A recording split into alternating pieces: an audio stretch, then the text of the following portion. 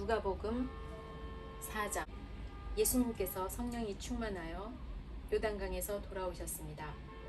그리고 성령에 이끌려 광야로 가셨습니다. 그리고 40일 동안 마귀에게 시험을 받으셨습니다.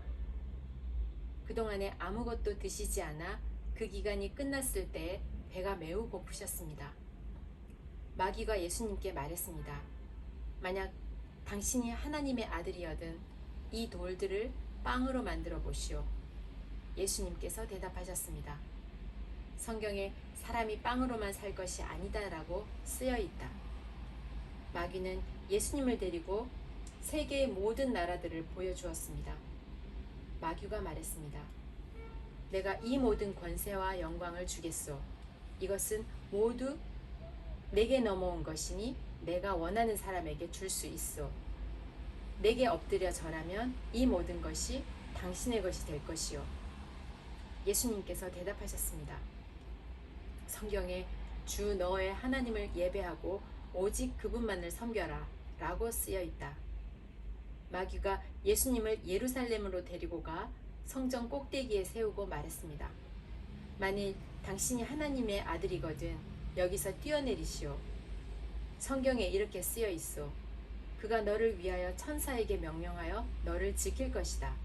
그들의 손으로 너를 붙들어 너의 발이 바위 위에 부딪히지 않게 할 것이다. 예수께서 대답하셨습니다.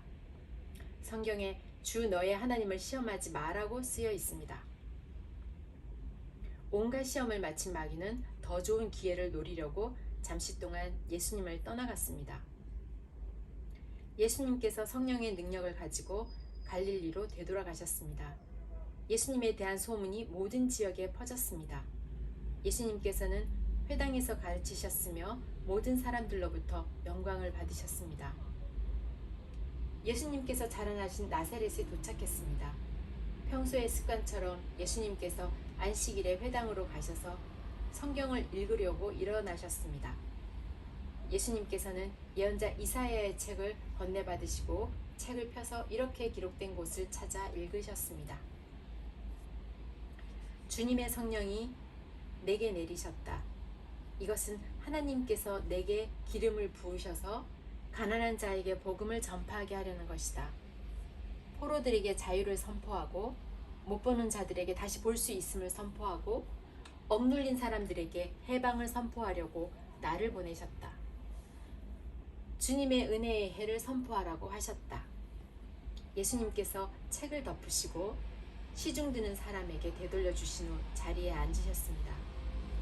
회당에 있던 모든 사람들의 눈이 예수님에게로 쏠렸습니다. 예수님께서 그들에게 말씀하시기 시작했습니다. 이 성경 말씀은 오늘 이 말씀을 듣는 사이에 이루어졌다. 모든 사람들이 예수님에 대해 한마디씩 말하였습니다. 그리고 예수님의 입에서 흘러나오는 은혜의 말씀을 이상하게 생각했습니다. 그러면서 이 사람이 요셉의 아들이 아니냐 하고 말했습니다.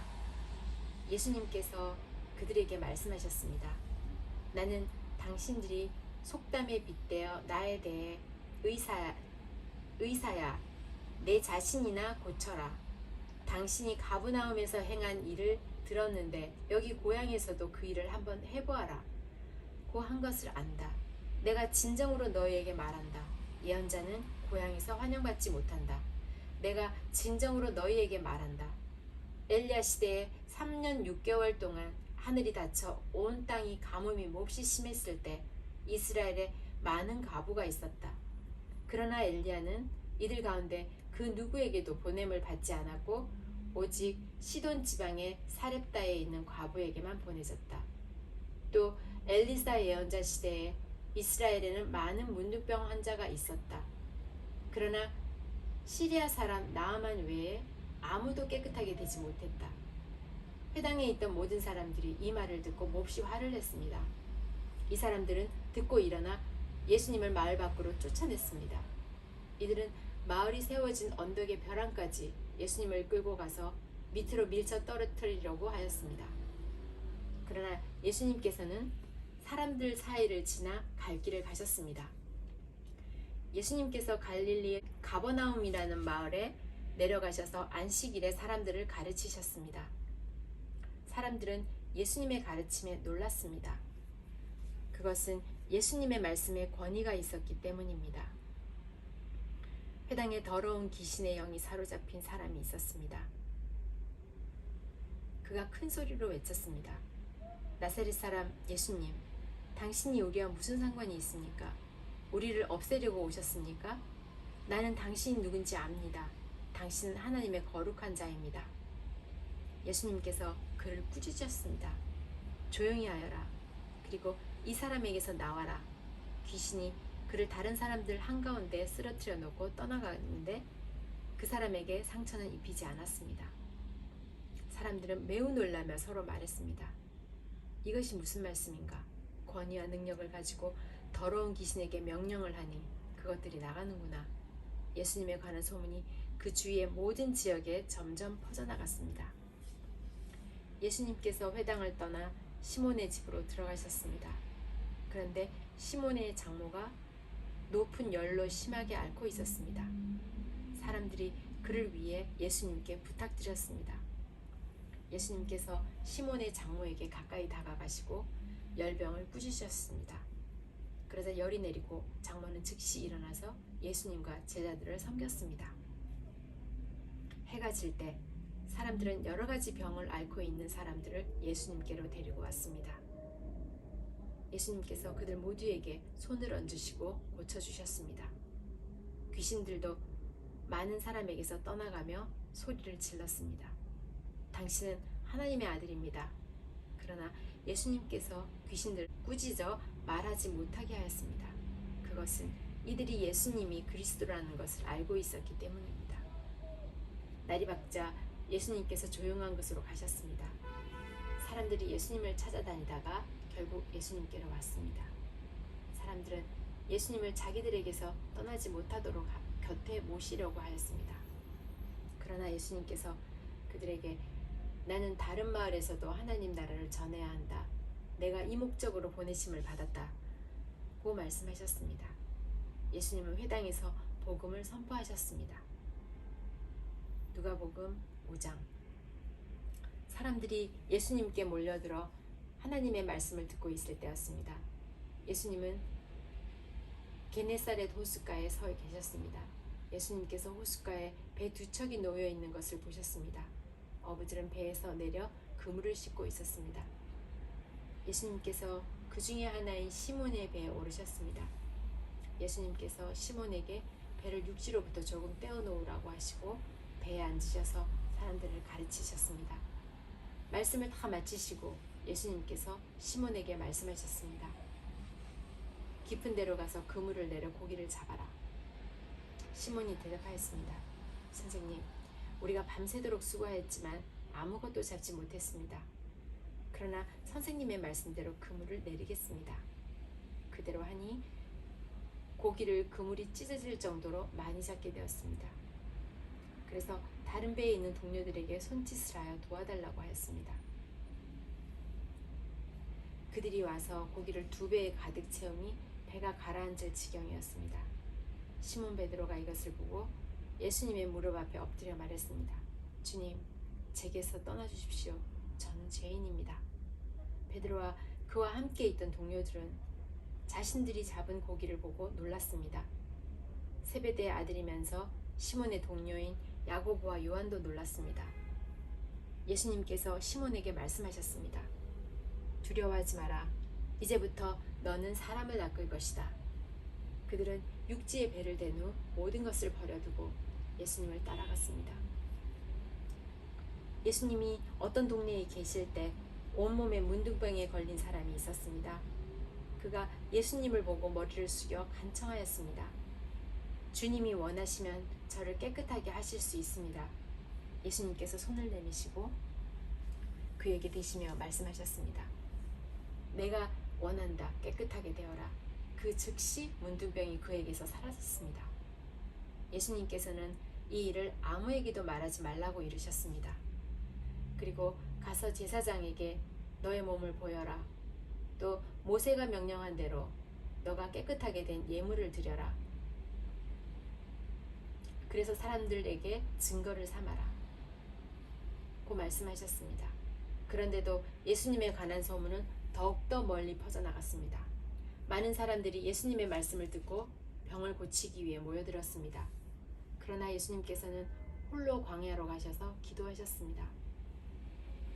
어느 날 예수님께서 가르치고 계실 때 갈릴리와 유대의 모든 마을과 예루살렘에서 온 바리새파 사람과 율법학자들도 거기에 앉아 있었습니다. 주님의 능력이 예수님과 함께 하셔서 사람들을 고쳤습니다. 그때 어떤 사람들이 중풍병에 걸린 사람을 침상에 눕힌 채로 데려왔습니다. 이들은 병자를 데리고 가서 예수님 앞에 보이려고 했습니다. 그러나 사람들이 너무 많아서 예수님께 데리고 갈 방법을 찾을 수가 없었습니다. 그들은 지붕 위로 올라가서 지붕을 뚫고 환자를 침상에 누인 채 예수님 앞 한가운데로 매달아 내렸습니다. 그들의 믿음을 보시고 예수님께서 환자에게 말씀하셨습니다. 친구여, 너가 제 용서를 받았다. 율법학자들과 바리새파 사람들이 속으로 생각하기 시작했습니다. 이 사람이 누구인데 하나님을 모독하는가? 하나님 외에 누가 죄를 용서할 수 있단 말인가? 예수님께서 그들의 생각을 아시고 그들에게 대답하셨습니다. 왜 마음속에 그런 생각을 하느냐? 너의 죄가 용서받았다라고 한 것과 일어나 걸어라고 말하는 것 중에서 어느 것이 더 쉽겠느냐? 그러나 인자가 이 세상에서 죄를 용서하는 권세를 가지고 있다는 것을 알려주려는 것이다. 예수님께서 중풍병자에게 말씀하셨다. 내가 말한다. 일어나 너의 침상을 가지고 집으로 가거라. 그 즉시 그 사람은 사람들 앞에서 일어났습니다. 그리고 자신이 누웠던 침상을 들고 하나님께 영광을 돌리며 집으로 돌아갔습니다. 사람들이 놀라움에 사로잡혔습니다. 사람들은 하나님께 영광을 돌리고 두려워하며 말했습니다. 오늘 우리가 신기한 일을 보았다. 그 후에 예수님께서 길을 가시다가 레위라는 세리가 세간에 앉아 있는 것을 보시고 그에게 말씀하셨습니다. 나를 따르라. 레위는 모든 것을 버려두고 일어나 예수님을 따라갔습니다. 레위는 자기 집에서 예수님을 위해 큰 잔치를 베풀었습니다. 거기에는 많은 세리들과 그 밖에 사람들이 함께 음식을 먹고 있었습니다. 바리새파 사람들과 율법학자들이 예수님의 제자들을 비방하였습니다. 왜 당신들은 세리들과 죄인들과 더불어 먹고 마십니까? 예수께서 그들에게 대답하셨습니다. 의사가 필요한 사람은 건강한 사람이 아니라 병든 사람이다. 나는 의인을 부르러 온 것이 아니라 죄인을 불러 회개시키려고 왔다. 사람들이 예수님께 말했습니다. 요한의 제자들은 자주 금식하고 기도를 합니다. 바리새파 사람들도 이같이 합니다. 그런데 당신의 제자들은 항상 먹고 마시는군요. 예수님께서 이들에게 말씀하셨습니다. 신랑이 결혼잔치에 손님들과 함께 있는데 이들에게 금식하라고 할 수 없지 않겠느냐? 그러나 그들이 신랑을 빼앗길 때가 올 텐데 그때는 금식할 것이다. 예수님께서 이들에게 비유를 말씀하셨습니다. 아무도 새 옷에서 한 조각을 떼어내어 낡은 옷에 붙이지 않는다. 만일 그렇게 하면 새 옷은 찢어지고 새 옷에서 떼어낸 그 조각이 낡은 옷에 어울리지도 않을 것이다. 아무도 새 포도주를 낡은 가죽 부대에 넣지 않는다. 만일 그렇게 하면 새 포도주가 그 가죽 부대를 터뜨려서 포도주는 쏟아지고 가죽 부대도 망할 것이다. 새 포도주는 새 가죽 부대에 넣어야 한다. 아무도 묵은 포도주를 마시고 나서 새 포도주를 원하지 않는다. 왜냐하면 묵은 포도주가 더 좋다라고 하기 때문이다.